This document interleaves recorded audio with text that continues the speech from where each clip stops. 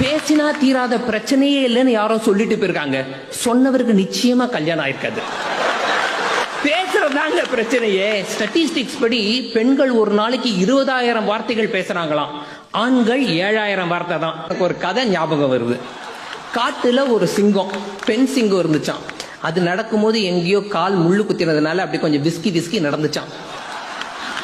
அதுக்கு திடீர்னு ஒரு சந்தேகம், நம்ம நட இன்னும் அழகா இருக்குதா அப்படின்னு சொல்லிட்டு யாருகிட்ட கேட்கலான்னு பார்த்தா ஒரு மானு மேய்ஞ்சுக்கிட்டு இருந்துச்சான். மானை கூப்பிட்டு, மானே நான் நடக்கிறேன், என்னோட நடை எப்படி இருக்குன்னு சொல்லு அப்படின்னு சொல்லிச்சான். மானு பார்த்துட்டு, என்ன ராணி நீங்க இப்படி இழுத்து இழுத்து சப்பானி மாதிரி நடக்கிறீங்க அப்படின்னு சொன்னோன்னா சிங்கத்துக்கு ஒரே கோபமா, என்னது அப்படின்னு சப்புன்னு அரை விட்டு, என்னையா சப்பானி மாதிரி இருக்க அப்படின்னு சொன்ன மான் அங்கேயே கதிகளிந்து விழுந்துருச்சான். இந்த பக்கம் பார்த்தா நரி. நரிகிட்டையும் அதே கேள்வி. நரி தானே ஸ்மார்ட் ஆச்சு. நரி சொல்லிச்சான், ராணி நீங்க நடக்கும் போது நயன்தாரா மாதிரி இருக்கீங்க அப்படின்னு சொல்லிச்சான். சிங்கத்துக்கு கோமா, ஏன்டா நீ நயன்தாரா முன்னாடி பின்னாடி பார்த்திருக்கியாடா அப்படின்னு ஒரே நரியும் கீழே விழுந்துச்சான். மேல பார்த்தா ஒரு குரங்கு. சிங்கம் அதே கேள்வி கேட்டுதான்.